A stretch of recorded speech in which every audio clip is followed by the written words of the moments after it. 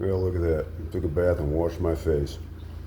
Here in a few minutes, you guys are going to get to see how I earn that milk money.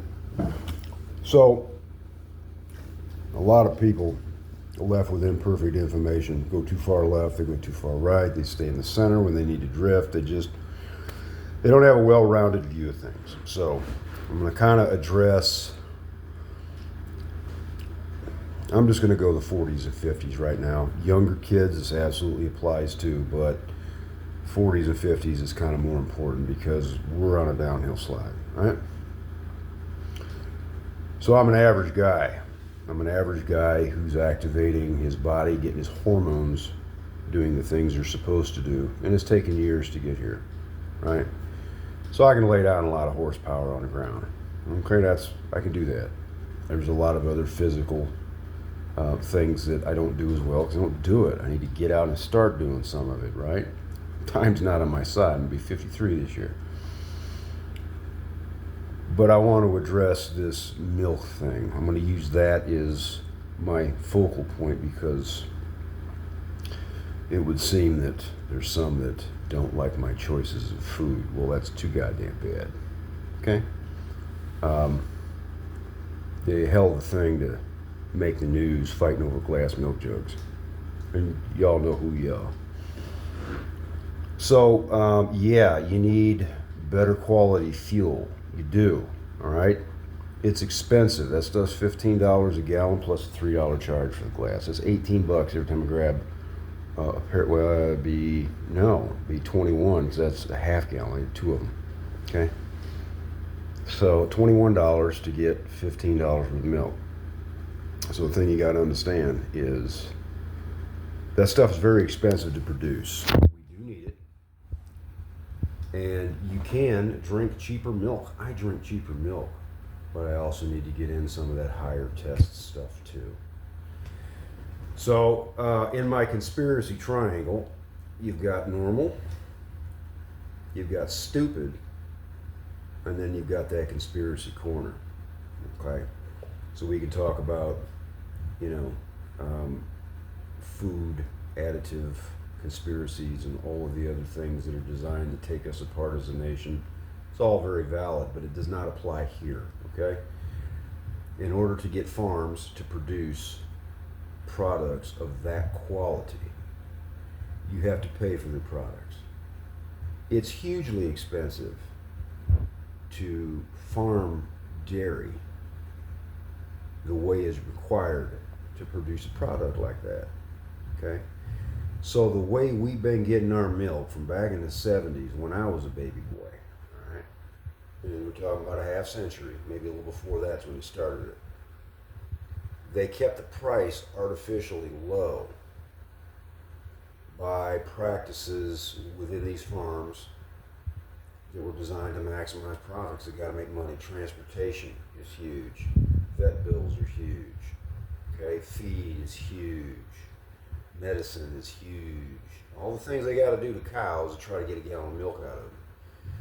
So they've artificially kept the prices of these staple products down because they've skipped a lot of steps. Okay? In order to produce this stuff, they've got to reinsert all of the old school ways of doing things that they do out on small farms. Cows got to be out in the pasture. They got to eat good hay.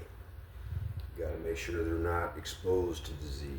They've got to have vets looking after them all the time without feeding them all of these frickin' hormones and stuff, which means the cows are going to produce less milk than a cow that's shot up full of steroids at a great big milk mill.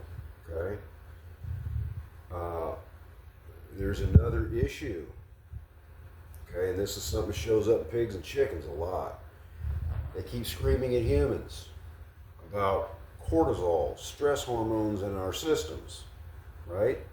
And all the negative impact that cortisol has on us. Well, when you mistreat chickens and pigs and cows and you cram them into 10 square feet, they can't even turn around. They just stare out the gate all day. And you feed them buckets of bull crap.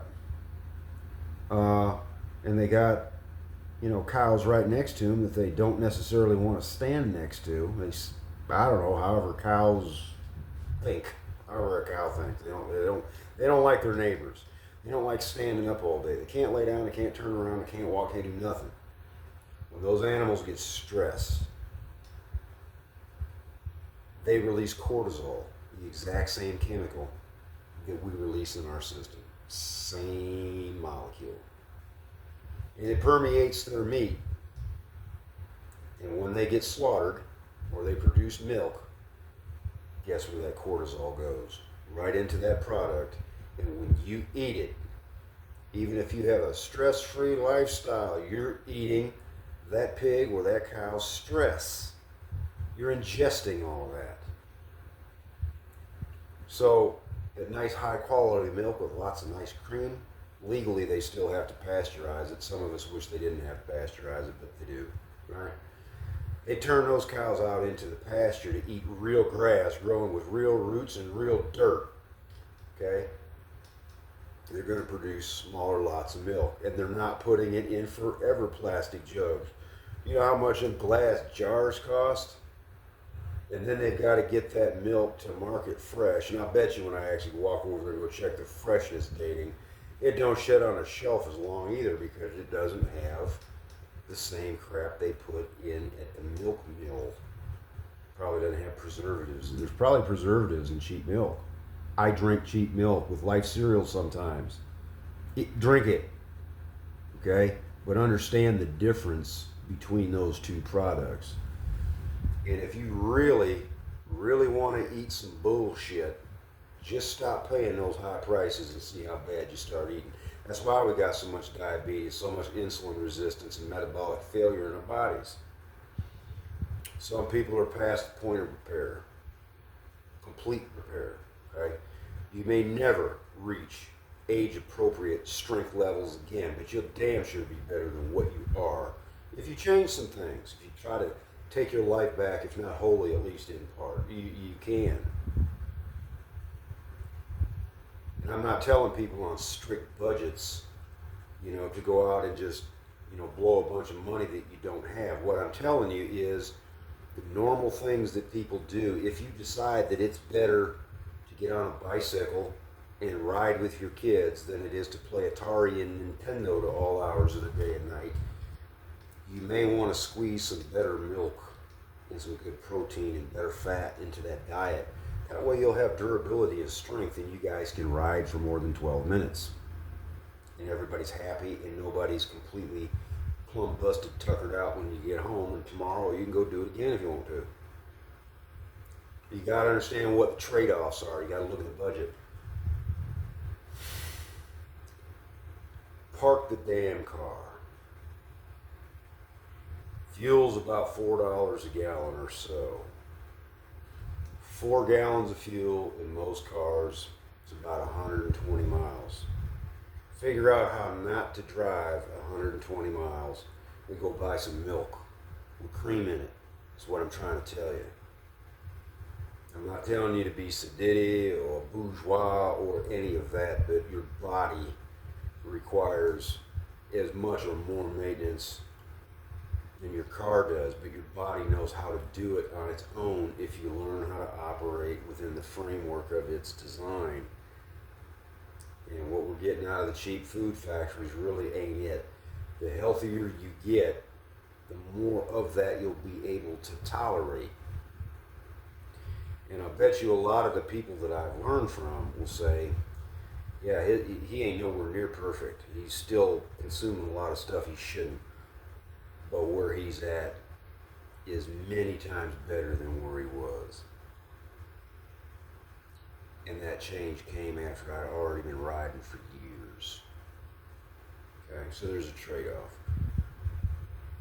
Maybe getting that glass jar of milk is a treat, just like we used to get in Oberwise Dairy down on Lake Street in Aurora. Let's go to Oberwise and watch them bottle that shit through the window and get ice cream at the counter. We actually had a steel rack to handle 4 of those things.